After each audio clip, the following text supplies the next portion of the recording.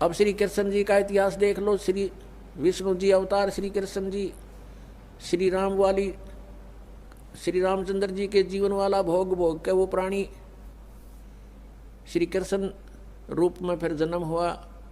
सारा जीवन दुखी रहा श्री कृष्ण, सारा जीवन जेल में जन्म हुआ, माता पिता कैद में, कभी मामा शत्रु हो गया, कभी पूतना मारने जा रही है, कभी केसी, कभी तानौर शत्रु हो गया, कभी जरासेंग लड़ने को आ रहा है, कभी शिशुपाल से युद्ध हो रहा है, कवासुनी हो रही है, और कभी फिर काल्यवन आ रहा है।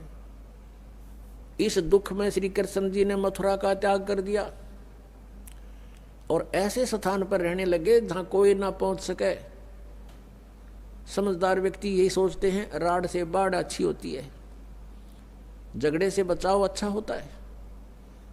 श्री कृष्ण जी उन सबको भी मार सकते थे, क्योंकि वो त्रिलोक के में एक विभागीय मंत्री है, एक विशेष शक्ति होती है प्राणी में, वो उनके अंदर शक्ति थी। लेकिन यही सोचा था कि किस किस ने मारूं, या तो सबकी बुद्धि भ्रष्ट। तो श्री कृष्ण जी ने द्वारका बनाई। समुद्र के बीच में एक टापू था जिसका केवल एक गेट था, द्वारिका, एक द्वार की नगरी।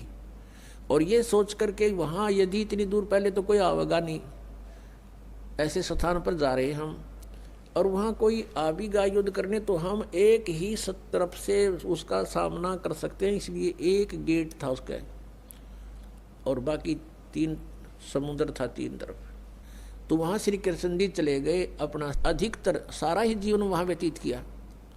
यहाँ तो ज़्यादा से ज़्यादा 18 साल के 20 वर्ष के तक यहाँ रहे थे द्वारका में, और बाकी फिर लगभग 200 वर्ष तक जिए थे श्री कृष्ण जी, और बाकी का समय द्वारका में व्यतीत किया था उन्होंने। तो अब ये जो लोग अनजान संत ऋषि, ये गुरु नकली हमें भ्रमित करते हैं कि द्वारका का उस गोवर्धन का की परिक्रमा करनी चाहिए और वृंदावन अवश्य जाना चाहिए, मथुरा में अवश्य जाना चाहिए, वहाँ हमारे भगवान ने लीला की है, उनके चरण कमल टिके हैं, वहाँ घूमा करते थे, स्नान किया करते थे।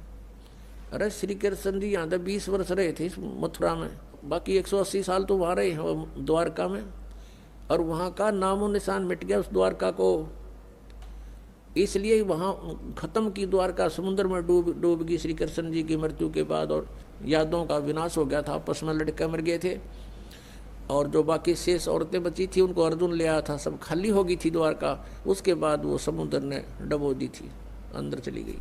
कारण यही था कि भगवान ने सोचा कि यहाँ आएंगे फिर ये धक्के खान द्वारका में इतनी दूर, इसलिए उसका नामो निशान मिटवा दिया था। अगर आज द्वारका होती तो ये नकली कहते द्वारका में भगवान रहे थे, वहाँ जाया करो, वहाँ बहुत पुण्य होता है। उस द्वारका में तो सत्यानाश होया था, सारे यादों कटका मर गए थे वहाँ पर। आज भी जाते हैं वहाँ बहुत से श्रद्धालु। तो कहने का भाव यह है कि जब तक आत्मज्ञान बिना नर भटके, इस तत्व ज्ञान बिना नर भटके, कदे मथुरा कदे काशी। फिर श्री कृष्ण जी का फिर कैसे अंत हुआ? श्री कृष्ण जी के सामने पूरा यादव कुल आपस में लड़का मर गया, पोते पड़पोते रिश्तेदार सब आपस में कट कर मर गए। और वो सारा सांग देख कर, वो सारा अनर्थ देख कर जब श्री कृष्ण जी की मृत्यु हुई, एक परिवार के सामने एक आधे की मृत्यु हो जाती है, उसका कलेजा फट जाता है, रो रो कर पागल हो जाता है इंसान।